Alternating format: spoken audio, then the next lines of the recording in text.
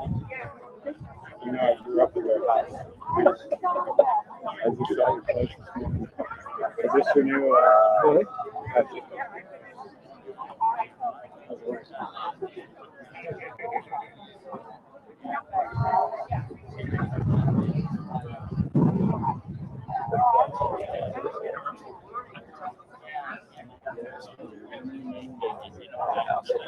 I didn't realize you still had there.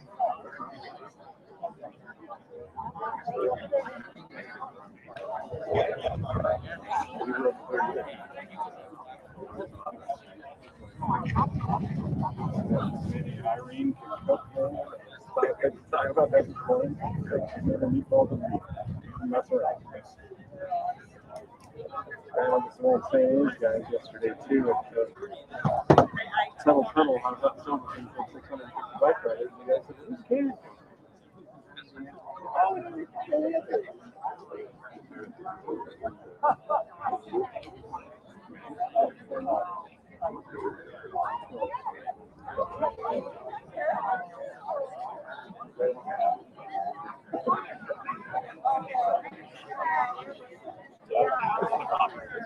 Oh, sorry. They,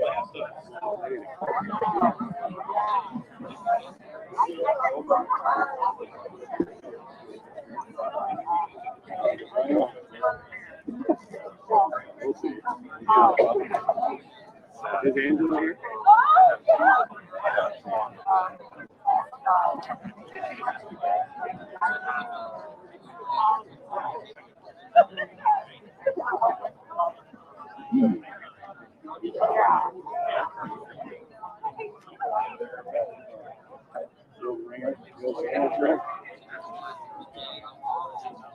How about the Kathy Curtin?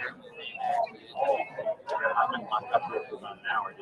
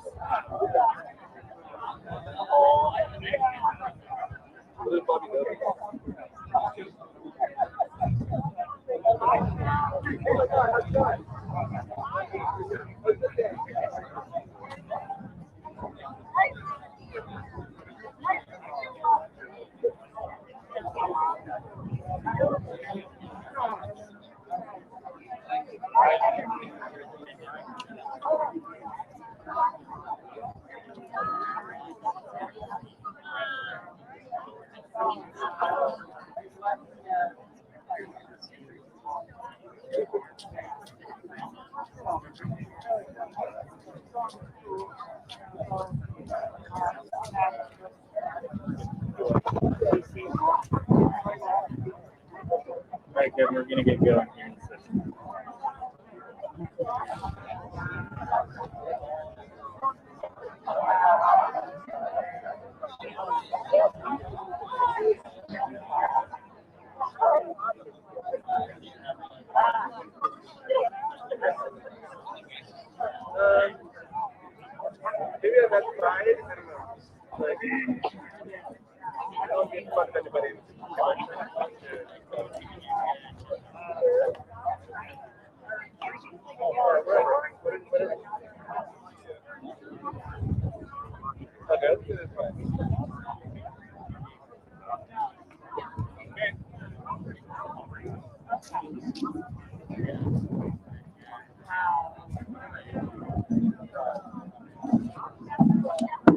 All right, we're going to get started here. So if everyone wants to get settled, take a spot. We got some more space up here. It looks like everyone has their chairs laid out. So.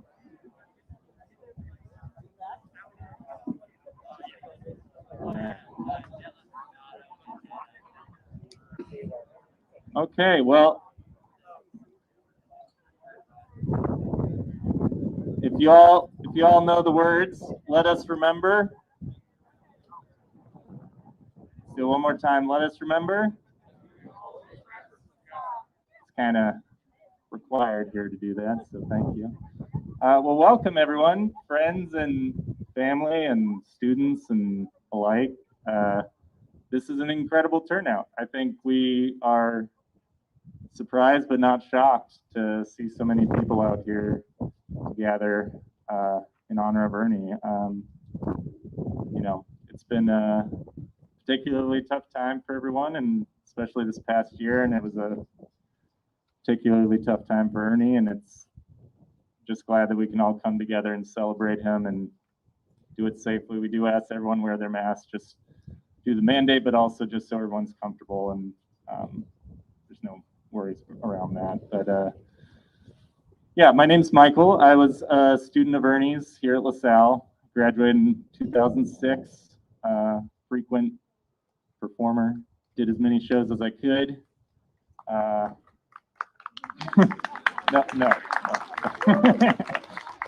Don't. It only gives me more power. No, Ernie taught me a good lesson that if you're in charge of the show, you get to be in the show as much as you want. So took that lesson to heart. But Ernie and I were very close, you know, even after high school, and kept in touch, probably not as much as either of us would have liked. But, you know, we're gathered here at Lasalle because this is where Ernie had a great impact. He was here for 40 plus years, if you count his time as a student. Was a student here when college came right back and started teaching. And I mean, you can see just by the turnout here today, and I'm sure there's a lot more people across the country watching at home from the live stream who wish they could be here.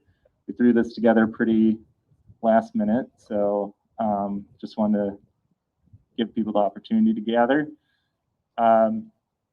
Yeah, I think this is incredible. So we have a small program of folks who wanted to speak, and like I mentioned earlier, we will open it up to others who would also like to speak. To get us started, I'd like to have Adam Thompson come up. He has something he'd like to present to get things going. Adam, where are you? I'm behind the truck, Michael. There you are.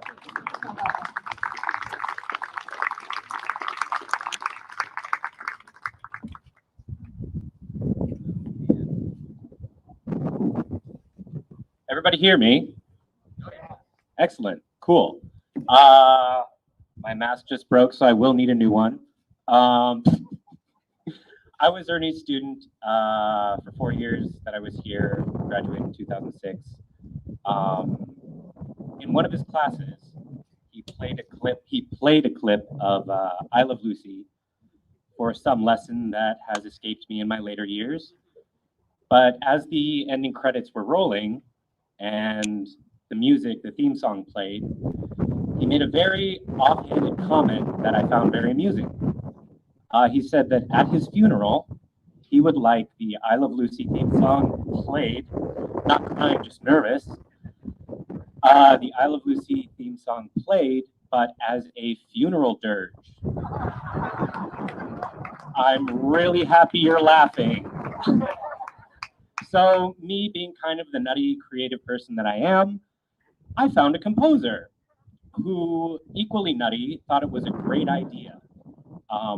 So I have helped create an original piece called Lucy Loved by Joshua Haig. He did the orchestration. So 15 years later, here's a joke from Ernie Kushada.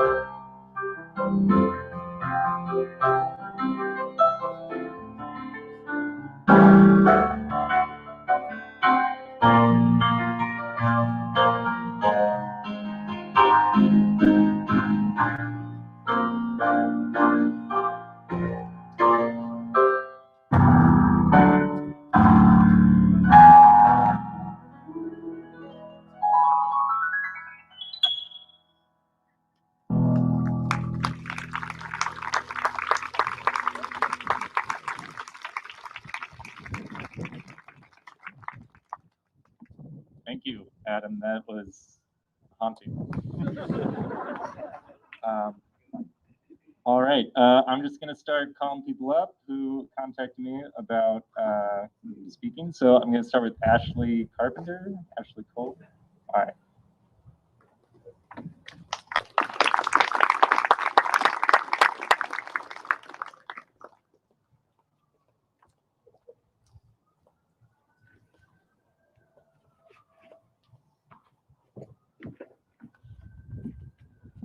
Hey guys.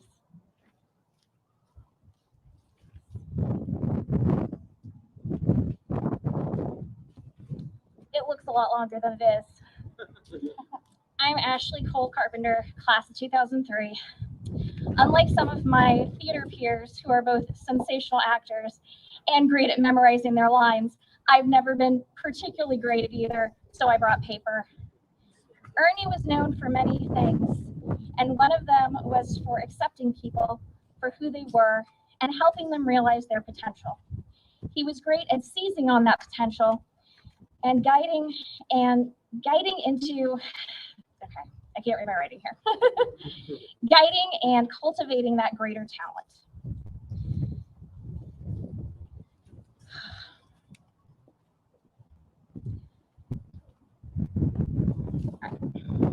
I might skip a little bit here. So like I mentioned, I was not the best actress. I was not great at memorizing lines, but I am fascinated by psychology and I love a good story. So I spent a lot of time in theater. I was in one play, a chorus for 2 musicals, and crew for another. And there is one story that I wanted to tell. There was a play that I didn't get cast in early on, so I was a little bit bitter about it. I was a sophomore, and I didn't sign up for crew out of spite. But I was still around for every practice because I loved watching the metamorphosis of the play or musical from script and actors into a fully functioning machine. And like I said, I was a sophomore with nothing better to do after school. And Ernie saw me hanging around and he knew that I was bummed out. So what did he do? Every afternoon, he sent me to the cafeteria to get him a Diet Cola or a bag of chips or a bottle of water or a bag of M&Ms. But as we know, Ernie, mostly Diet Cola. And it did the trick.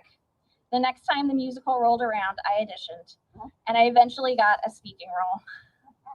He was very communicative and clear about what was needed in the areas of improvement and what we needed to do to reach those goals. He was full of zest for life. He was so passionate about it, and it was impossible to resist. His enthusiasm was contagious.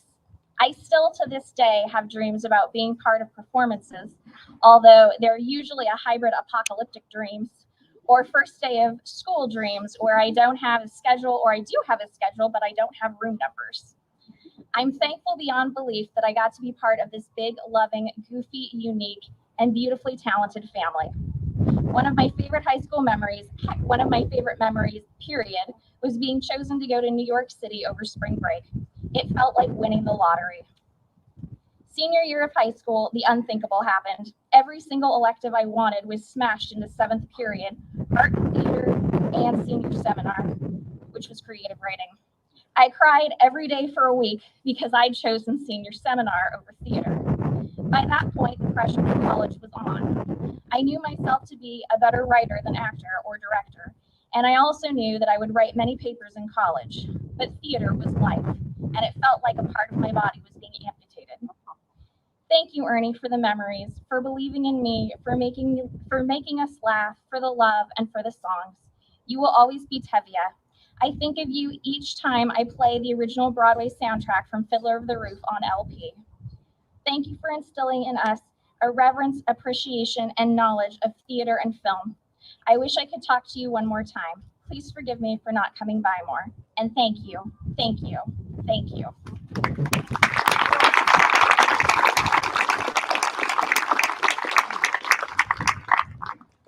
Just gonna be doing a little wipe down between so everyone's.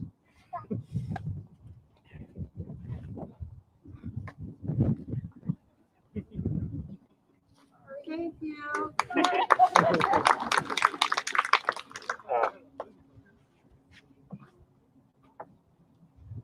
I'll make that faster. This is the first time. Phil, you're on deck. If you want to come over here, I'm just going to read some from Lasalle that I forgot to mention. But Phil, you'll be up right after this. So Lasalle just wanted me to say a few words. They're honored to be able to provide a gathering place for alumni and friends to celebrate Ernie's life and legacy. Mr. C dedicated his life and talents to teaching, directing, and serving the students and community of Lasalle. He reveled in each show and produced such high-quality performances that Lasalle became well-known as the destination for students interested in theater. We look forward to celebrating and honoring Ernie's commitment and dedication to Lasalle in the coming weeks and months. We will work with his family to communicate with the community about plans for the memorial service and opportunities to permanently honor his 39 years of service at Lasalle. We did get some inquiries of people who wanted to organize something for the school, and just wanted to let you know the family is working with the school on something like that, so don't feel the need to start a petition or have a protest or anything. They're on it. All right, Phil, if you're ready, you can come on up.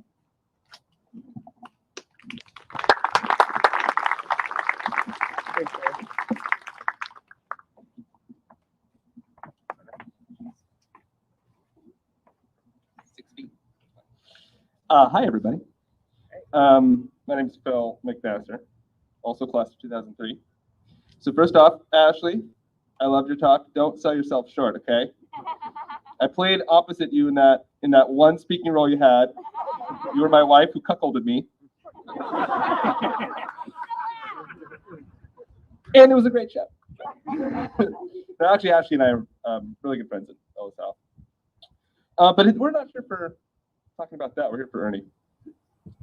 I am also very just like amazed. Again, not a surprise. Somebody who teaches for 40 years, you know, a very well-respected actor, a good friend to many, and family member to several. But it's really nice to be here among just a lot of other people who do this. I sort of can't really imagine a world without Ernie. And I know while he's not here physically anymore, he's here in our minds and our spirits and things. So the memories are, you know, what keep him alive.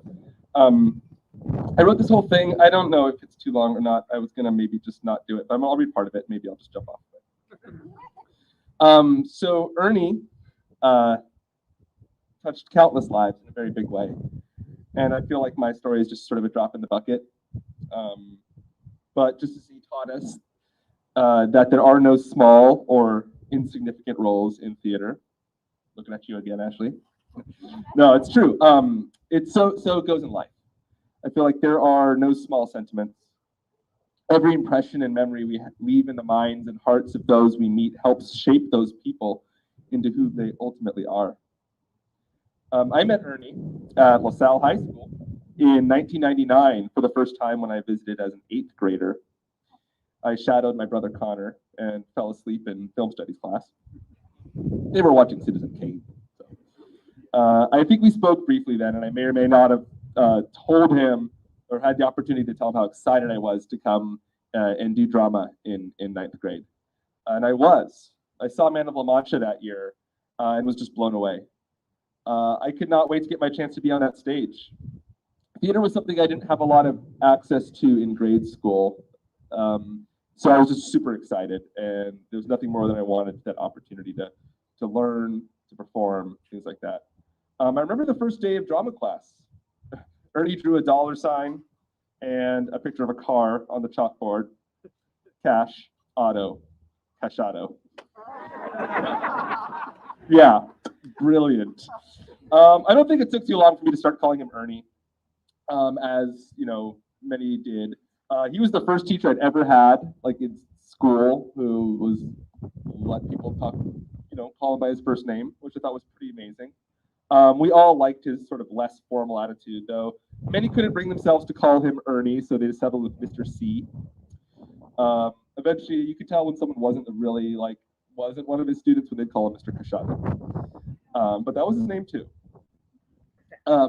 Eventually, I came up with the nickname Bone Daddy, which I borrowed from The Nightmare Before Christmas for no reason other than it sounded like a good nickname. But it stuck, at least for a little while. Ernie made me cry the first day of drama class. Okay, he did. And it's okay. We were going around, okay, I think I'm good on this. We were going around the room and introducing ourselves and saying what's one thing that we enjoy or one thing about us. And so I told everybody my name is Philip and that I played Dungeons and Dragons. And Ernie sort of chimed in and let me know that he thought that Dungeons and Dragons was passé. I hadn't heard that word before, but when he said it, I knew what it meant. Right? You had that good expression. And so people laughed and I cried. And it's okay. He didn't mean to hurt my feelings. And I was a sensitive kid. I was very sensitive. And as kind of the main thing I wanted to talk about was sort of, I only bring that up to sort of demonstrate where I was at 14 years old,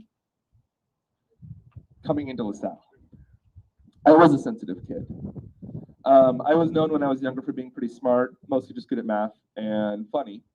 And I was always considered funny, which is good.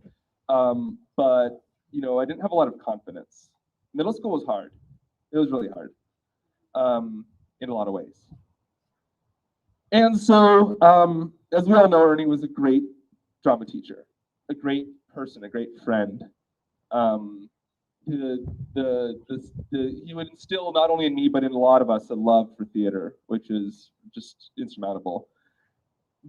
But he did something so much more, and at least in my experience, what he taught me about sort of myself and life was just invaluable.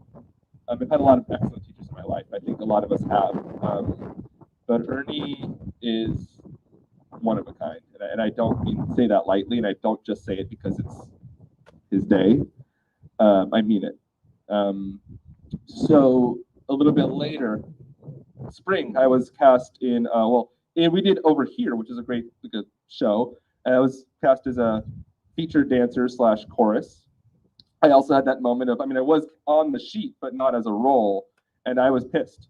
But as Ernie, like I said kind of earlier, there's no small roles, no insignificant roles, and I really learned that from Ernie, and this was my sort of introduction to that. I had a little bit of a bigger role in the first play. I remember there was a dream sequence in this play, where it's sort of the dreams of all these characters, and one of them is where this woman, she's coming out, she's dancing, and somebody had the idea, probably Ernie, to have me and Kelsey Sherrill come out dressed as nymphs in unitards, blowing bubbles. And the first day that I had to put on that unitard at rehearsal and go out there and do it, I cried a lot. I was not ready to be that exposed. I was excited for theater and wanted to do it, but I was not quite ready when I started. And this is where Ernie comes in. Eventually they gave me some trunks and it was fine. And prancing around, blowing bubbles was fun, and it was funny, and that laughter was that sort of perfect level of embarrassment that I got. Like, it was a level of embarrassment, but it's something I could handle. I remember one year, Ernie gave us this sort of exercise in a drama class, and he said he wanted us all to find a physical flaw, something about us, and spend the day sort of making that physical flaw, like leaning into it and making it visible and making sure everybody, people could see it. Many of my peers from that time might remember I had this sort of dent in my chest. The physical thing that I was very embarrassed about. I always wore a shirt. I was the kid in the swimming pool with a shirt on. And while I couldn't really spend that day exposing it, because you have to wear a shirt at Lasalle, Catholic school rules. I remember when we talked about it, I kind of fessed up and I let everybody know. And as time went on after that, it was a joke. People made fun of it, the other theater kids, but it was okay. I knew that I was in a safe place. I knew that I was loved and I was trusted. And I found out. I remember Cedar Brash, and probably others made the same joke about I could eat cereal out of it, not a bowl. That was cool. I found another one of my good friends also had a dent in his chest, so it was cool. It was a whole thing. Ernie, also Ernie was the thing because he didn't just talk this talk; he walked it too. As we all know, Ernie was sort of a big guy, right? Ernie was sensitive. I was sensitive, and Ernie was sensitive. I heard his feelings a couple times. He heard my feelings a couple times, but he would always let you know, and it came from a place of love where he would let you know. And it was reciprocal. I remember. So that's sort of where I came from. That's kind of my freshman year. I kind of skip a lot of it, but get to senior year. Fast forwarding, spring of senior year. We did One Flew Over the Cuckoo's Nest. It was an excellent show. It's a good movie. It's a pretty good movie. It's an excellent book, and it was a great show. And he cast me as Billy Bibbit, which was a really, really, really fun role. Probably one of my favorite roles I've ever played in anything ever. Towards the end of that scene, towards the end of that show, if you guys are familiar with it, sorry, spoiler alert, you've had a long time to read this book or see the Jack Nicholson movie, okay? I'm spoiling it. Billy Bibbit, he, towards the end of it, the nurse Ratchet sort of gets him to sell out the main character, McMurphy. Because McMurphy's kind of does a lot of no good. And it hurts Billy so much to do this that he goes and he commits suicide. The suicide was off stage. But on stage, the last scene was me as Billy Bibbit wearing boxer shorts and I think nothing else. Well, probably, something under them. But that was my costume at that point, fully exposed. And this is after years of working with Ernie.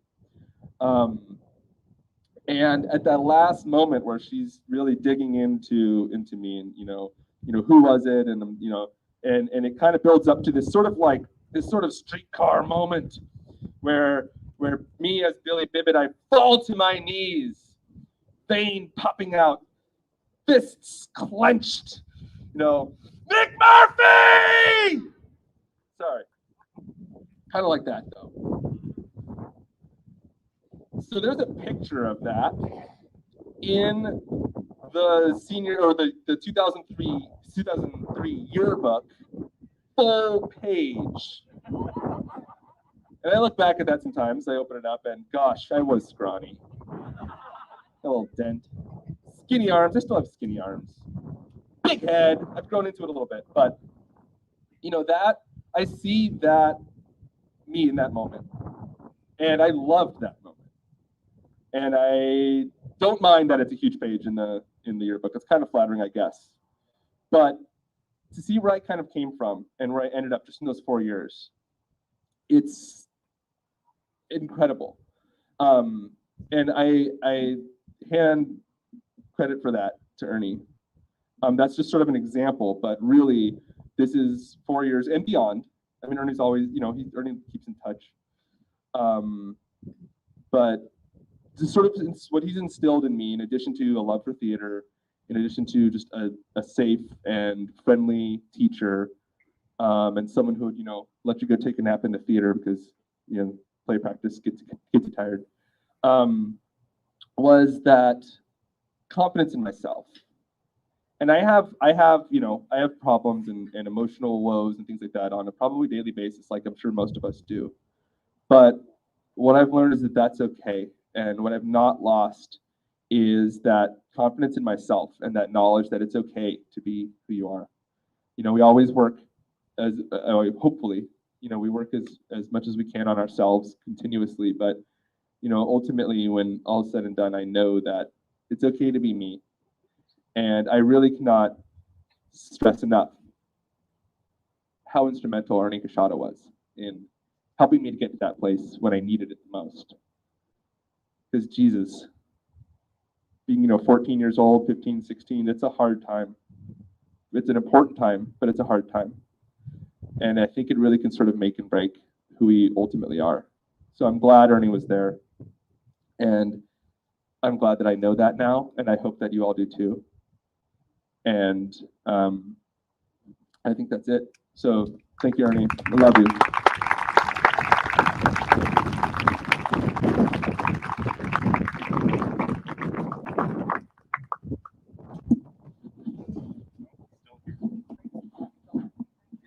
Thank you, Phil. Yeah, if you didn't have a kind of slightly mean nickname from Ernie, he probably didn't like you. So I was Scoops because I did this with my hand. Yeah, you remember. All right, Joy, like to come up and say a few words, and then Caitlin Harnish, if you want to come hang out here, you'll be next. Thank you. Hi, I am Joy Barda. When I was here, Hunt, I was the class of 1978 and one of Ernie's first students. We were a small but mighty group of about 10, I think. And I've known Ernie through his whole career. He started as my teacher. He went on to be my children's teacher. We were friends professionally. And we ended our careers together at St. Therese, where I scored the Holy Grail and he came and taught and helped me build a theater program there for the last 4 years of his career. Two things. One, people keep saying Ernie was, and I can assure you that Ernie is doing 8 shows a week to a packed house, each and every week. And the other thing I just wanted to briefly address was Ernie's own career outside of teaching.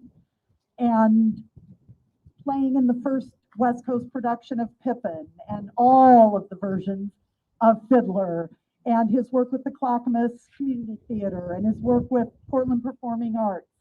And one piece that I remember vividly from his college career and haven't heard anyone mention is that he and a few of his close friends were chosen to take their show with Bob Hope on a USO tour. And so I believe it was his junior year, or it might have been senior, they went to Vietnam and did perform their play as part of the Bob Hope show. So, you know, we all remember how he touched us in personal ways as our mentor, but he also had an amazing career that many, many people in the Portland area and beyond are aware of. So my dear friend Ernie, here's to a full house, a standing ovation, and all the wine and bread you can eat.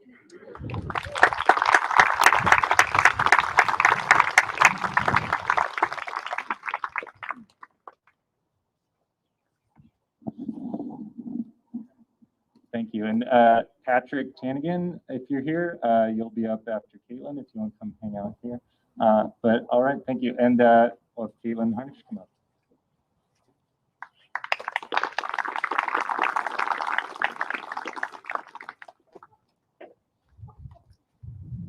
Take this off. My face is sweating horribly. I wasn't like a huge drama kid. I was among the film kids.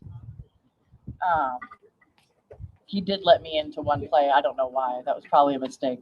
But here are my memories on Ernie, who I still called Mr. Cachado. I didn't get the time with him to give him a nickname, but he had a big impact. So the last time I saw Mr. Cachado was at a Safeway. He remembered me. Among decades of faces and hundreds of students, he remembered me. I felt invigorated and important. He saw me. The first time I met Mr. Cachado, he saw me. I felt invigorated and important. He saw me. He cast me as Velma Kelly in Chicago. Thank God he chose not to make it a musical. But he saw me. I was terrified at my audition. I had practiced my monologue. I picked out from Catcher in the Rye, and I played it out in my head repeatedly. This is how I will sit on the stool. This is when I will take a pause for effect. These are the beats in which I will match my heart to my breath. And oh my God, I hope he sees how much I am trying. And oh no, why is the room spinning? He told me to go outside and take a breath. He saw me. I came back. I didn't die right there on the spot, which surprised me. He gave me the part. He saw me. I took his film studies class. I ended up making movies with my best friends. I got away with being in his advanced film studies class. It didn't actually exist. Because he knew that was where my heart was. And at that moment in time, he used his miraculous influence to make sure I could stay there instead of some other realm where my interests might seize and cease. He asked me to design the poster for our rendition of Chicago. My mom still has it framed in her house. Not only did I get to experience a new part of myself through his love of film and drama, he nurtured the topics in which I excelled outside of that sphere. He taught me to fall in love with the unknown, surrealist films, big-time directors, first-time college submissions, classics, silent films, things I would have never sought out on my own. He showed me so much, and he saw me, and I saw him. And although Mr. Cachado may no longer be with us here on this plane of existence, he will continue to be the one who saw us. And we are all here in a grand collective of those who saw him. To finish, I would like to end, appropriately enough, with one of the first movies Mr. Cachado ever showed me in his film studies class. The first line ever spoken in cinema history, and an exaltation that I think he would shout in praise of all of his progenies and all of us who were seen by him. Wait a minute, you ain't seen nothing yet.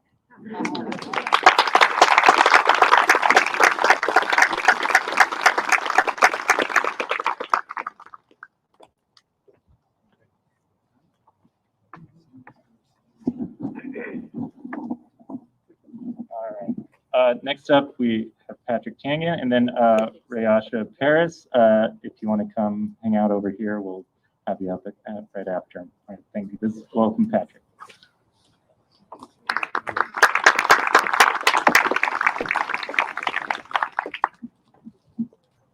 Afternoon, everyone. My name is Patrick Tandingen. I'm graduated from Lasalle in 1994. I'm thankful to be here and appreciate everyone here and online, just coming together to celebrate the life of Ernie Casciato.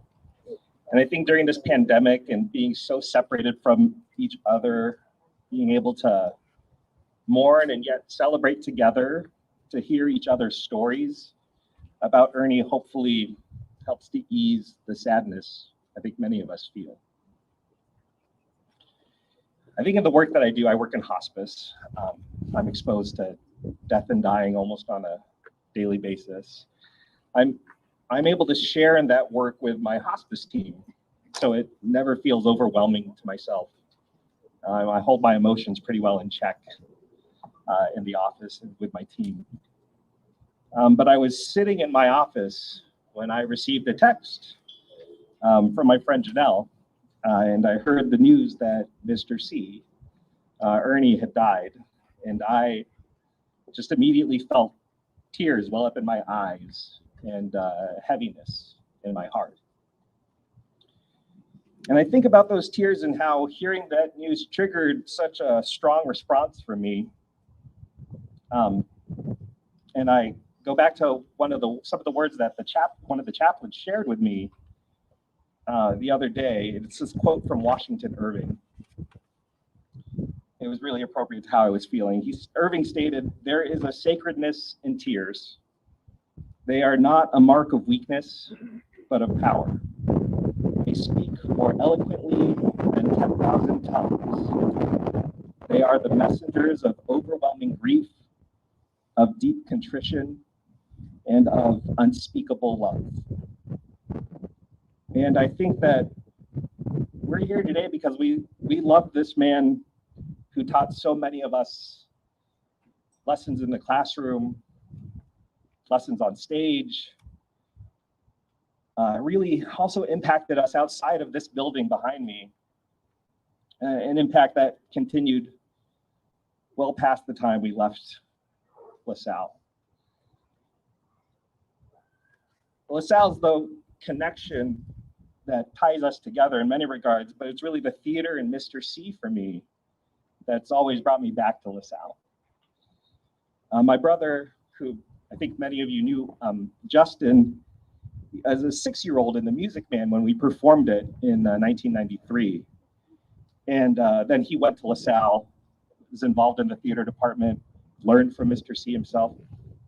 And when Lasalle put on The Music Man again, I think in 2013, my sister Ramella played in the pit, and my nephew Gavin, who's now a sophomore here, will be a sophomore here, was also in that show. And so there's just been this connection that's always been there. It's funny because a couple years ago, these two college kids, one of them is in the audience today, Miles and Haley, started coming to the karaoke show I would always go to on Sunday nights at Egg and Alley. And Haley and I both finally figured out that we both went to LaSalle, that she was part of the Joy family. And we had that connection where her mom, sister, I don't know if Mr. Joy was in it as well, but I forget. So they were all in The Music Man with us. And I remember asking Haley at the table what she remembered about the show. And she let me know that Kim was pregnant with her at the time of the show, and so she never saw it. So. And that's when I realized I'm no longer as young as I thought I was. I mean, the other time that I think my age has come up was that coming back here to watch No No Nanette when it was performed here with many of my friends, and realizing that many of these kids, these teenagers on stage, weren't even alive when we performed this back in '94. So I think it's just a reminder, but it's that connection, and that Haley and I, we had that connection with Mr. C, the theater department, and it was that shared bond. When I was a freshman and I signed up for drama class, I really had no idea what I was getting myself into. I mean, I had done a lot of music, but playing music like my siblings do, it just wasn't cut out for it. So drama and the theater, though, felt like home for me at Lasalle. Amongst all the studying, it was, I never really considered myself a good actor on stage. My nickname that Mr. C gave me was Smiley, or like Guy Smiley, because I remembered him with Guy Smiley on Sesame Street. Really, because I had like zero expression on stage other than just smiling, whether it was like anger or fear. It was just kind of the same expression. So I really was not that great of an actor. That was even, Smiley was my nickname. They were my pirate name in Pirates of Penzance that year. But those moments in drama class when you could get Ernie to laugh and to like really laugh from an improv bit, or when you nailed a monologue, those were amazing moments. And really, just like so many people have said, Ernie made all that possible. And I remember this one night during high school. It was this amazing night, and it was a night of 100 Stars review. And for those who were there, I don't know if anybody else was there that night as well, but essentially they brought back cast members from every single production that Lasalle had ever put on. And I just sat there watching. Well, I had the easiest job. I was turning the pages for Sydney Ryer so she could play piano without interruption. But it was just this run through LaSalle musical history. And I've always wanted there to be another night like that. And there were just so many LaSalle alums that came back for that night. And it really was because of the love that was, well, love for Ernie. It was instilled in that theater. It was such a tie, such a connection.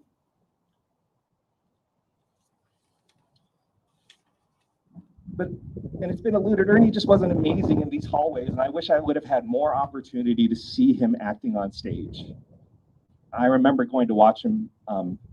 He played Mr. Mushnick in Little Shop of Horrors. It was like with Margie Boulay. It was a great production. I just remember his timing and his presence on stage just shined. I really wish I would have had more opportunity to see those moments of him acting professionally. I still love musical theater to this day, and I think about the roles that I would want to play on stage if ever I get to go back to theater or something like that. But and how much I appreciate just classic musicals from Guys and Dolls, and how Ernie and I really both loved Man of La Mancha, and like how absolutely I would love to play like Don Quixote del Mancha. And, well, but I would really wanted Ernie to be Sancho Panza, right? And it's just going to miss ever having that opportunity. Just one more story. I was driving on I-205. It was a number of years ago. And I was just driving, and I've shared this before, but I just noticed a couple freeway lights just flickering off. And, you know, I thought that was a little odd. I kept driving, didn't think much of it, but it happened. I went to work on the Monday following that weekend. I was just up here visiting. And I just got some devastating news that one of our social workers had died from a heart attack over the weekend. And I'm sharing this story because I often think about light and how often we take just lights for granted, and that certain lights in our lives, we just become accustomed to them being there. And when we lose that light, we notice the absence of it, but I wish we would have appreciated it more when it was there. I'm sad that Ernie's death is what brings us here together, that I missed the opportunity to sit with him one more time.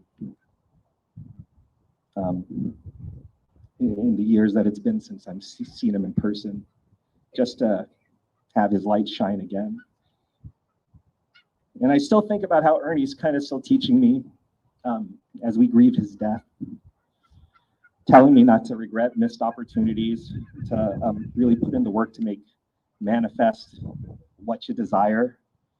And I do hope we get that opportunity to really honor Ernie in the months and years to come here at Lasalle, whether it's another night of 100 stars, bringing the alumni back to support the drama program here. It's an opportunity, I think, to let his light continue to shine. I'm going to end just by sharing one more poem. This is a poem that was shared to me by one of the hospice nurses. I have it attached in my office on my wall, and it's attributed to Reverend Luther F. Beecher. It's titled "What is Dying?" or "The Parable of Immortality." I am standing upon the seashore. The ship at my side spreads her white sails to the morning breeze and starts for the blue ocean. She is an object of beauty and strength, and I stand and watch until at last she hangs like a speck of white cloud, just where the sea and sky come down to mingle with each other. Then someone at my side says, "There, she's gone." But gone where?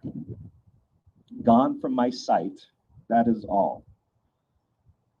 She is just as large in mast and hull and spar as she was when she left my side, and just as able to bear her load of living freight to the place of destination. Her diminished size is in me, not in her.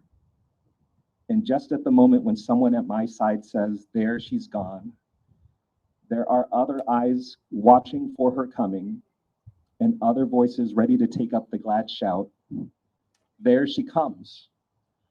And that's dying.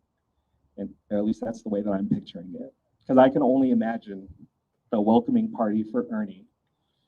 And I know that he will never be diminished within each of us, as indeed he lives in our hearts forever.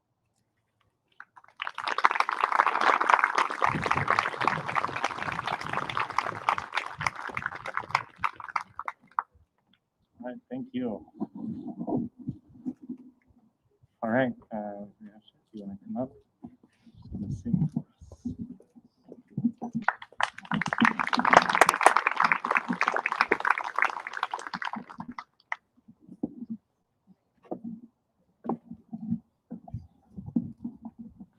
Good evening, everyone.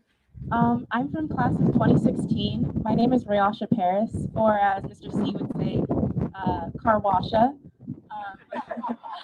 I have a twin sister, and as my sister would say, is Mr. C knew our names perfectly, but he chose not to. He would just make everyone feel special. He would do that type of thing, no matter something we did during rehearsal, during the hallways, during class. He'd just make us all feel special. When I was in my senior year, I found it hard between two extracurriculars that I was very wanting to be a part of, but they kind of overlapped. And I went to Mr. C for some advice, didn't know what to do. And the biggest thing that I carry with me till this day is he taught me how to know your worth. Be surrounded by people that recognize your value, and always be true to yourself. So with that being said, I'd like to sing a song. It's his absolute favorite song. It's not, he despises it. But I would love for you all to join me as well, because we're all family now. And the chorus goes by a little bit like this.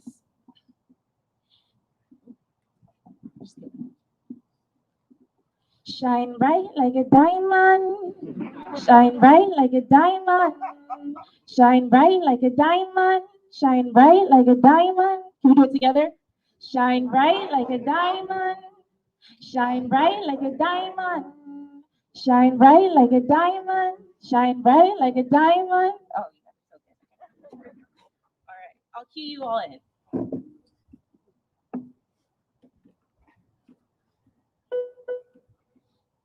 And don't do what I do. I didn't warm up, so musicians, don't listen to me.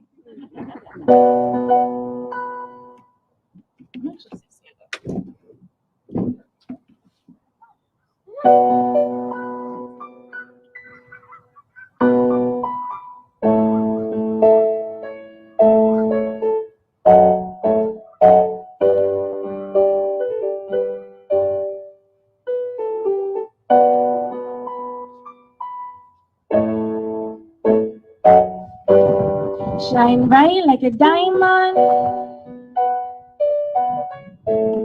Shine bright like a diamond. Fine light in the beautiful sea. I choose to be happy. You and I, we're like diamonds in the sky. You're a shooting star, Mr. C.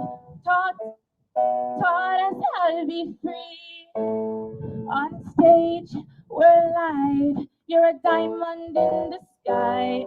Shine bright like a diamond. Shine bright like a diamond. Shine bright like a diamond. Shine bright like a diamond. Everybody. Shine bright like a diamond. Shine bright like a diamond. Shine bright like a diamond. Shine bright like a diamond. Shine bright like a diamond. Shine bright like a diamond. Shine bright like a diamond. Shine bright like a diamond. Thank you.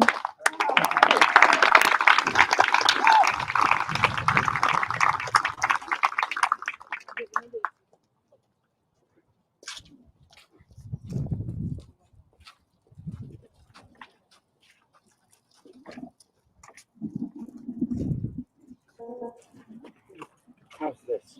That's great. Good afternoon.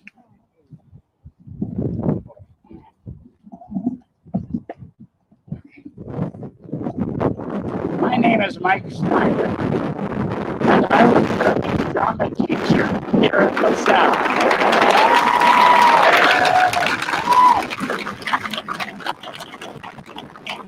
And I couldn't be more proud of the student. Those of you who are teachers know that once they're your kids, they're your kids. And Ernie and I stayed in touch. After I left Lasalle, I went to North Eugene, and then I urged him on his senior year to go to the University of Portland. And lo and behold, I was invited back to do graduate work. So we went on a USO tour together to the Orient, to Korea, Okinawa, Taiwan, the Philippines. And I have one short story, I'll keep it brief. When we were in Korea, there were 7 of us. 6 of us got the Korean crud, and it was merciless. But Ernie did not. And he made fun of us and made fun of us. And we traveled on. We moved from Korea, and we were in the Philippines. And we all had our own little trailers. And I went to get him for dinner, and why wasn't he coming out? Why wasn't he coming out? And he confessed that he was putting on his bow tie and sneezed. And God got him back for making fun of us. I don't want to embarrass you, Ernie, but you had it coming, okay? And somehow we ended up working together. We did Last of the Red Hot Lovers. He played the lead when we took it on the tour. And he was in my production here that we came back and did a benefit for a LaSalle theater of 70 Girls 70. And he was just at Christmas time, we did a thing for Lakewood where he graced us with his Santa Claus, and we put that on stream. And he was going to be in my upcoming production of Elf, but it didn't happen. Ernie, I'm so proud of you. I love you. I miss you. And I have passed the baton, and I know to many of you, God bless you all. And Ernie, you were one of a kind. Okay, thank you very much.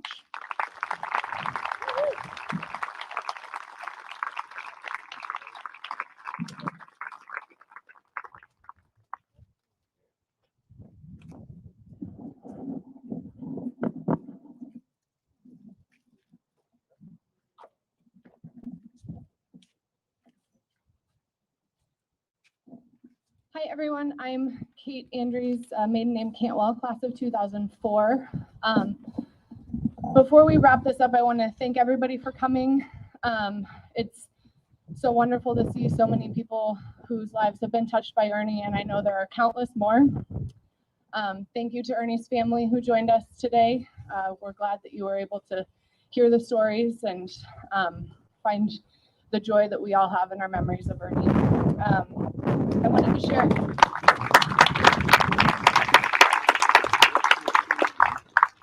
A few details that I wanted to share from the family. There will be a mass for Ernie on October 23rd at 11 a.m. at St. John the Baptist in Milwaukee, and everybody is welcome. The obituary for Ernie will be in the Sunday Oregonian, September 5th. And there's currently an estate sale at his house going on till 4 p.m. today. If anybody would like to pop over after, the address is 3702 Southeast Hague, but I will also have that on the table out front if you need to save the address. We also have sheet music available for the I Love Lucy song that Adam had created. So if anybody is interested in sheet music, please contact us through the event page on Facebook and we will make sure we get it to you. I don't have a special memory to share of Ernie. There are too many to really narrow it down. He certainly had an impact on the trajectory of my life, as he did to, I'm sure, everyone here. And I just want to thank you again for being able to share the joy and kind of celebrate his life and help that bit of grief that we all feel, that we'll all remember him and we'll go in peace together knowing that we all have that connection of Ernie. So for now, I'd like to bring Tim and Bobby up for our final sing-along. Hopefully you all have lyrics to the song we were passing out. And again, thank you all for coming today.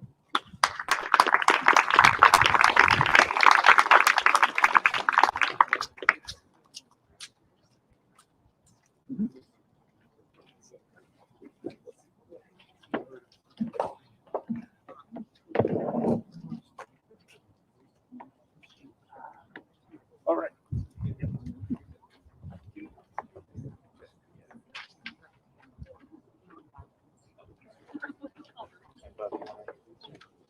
Hi, everybody. My name is Bobby. I also went to Lasalle, graduated in 2006. The first musical I was in my freshman year was called George M. It's a musical about George M. Cohan, who wrote a lot of songs for Broadway. And we're going to sing kind of one of the most iconic Broadway theme songs now called Give My Regards to Broadway. Yes. So there's cards if you want to sing along. If not, you can just mouth the words. We won't know. You're wearing masks. It's fine. Yeah. So I'm just going to follow Tim's lead, and you can just follow my lead, and we'll just close the thing out with a musical number.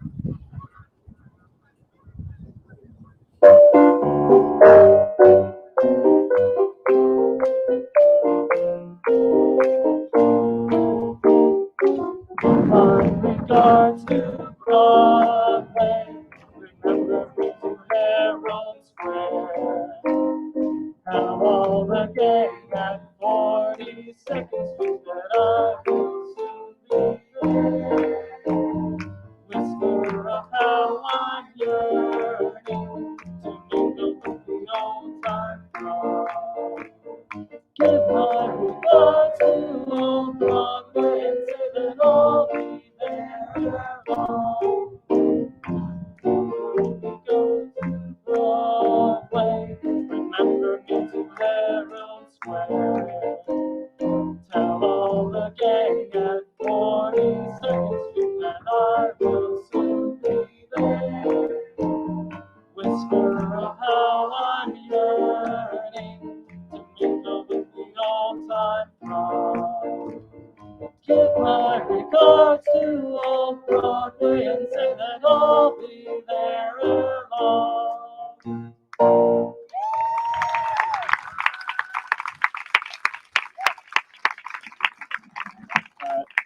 Thank you all for coming. We just wanted to kind of wrap it up just because we know it's really hot out there, but we'll keep this open if folks want to come up and tell stories.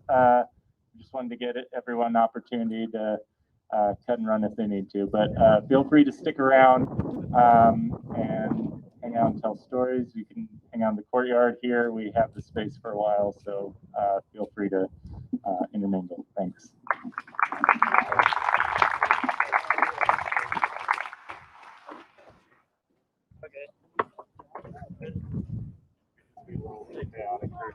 Hi there. I'm not on the ticket.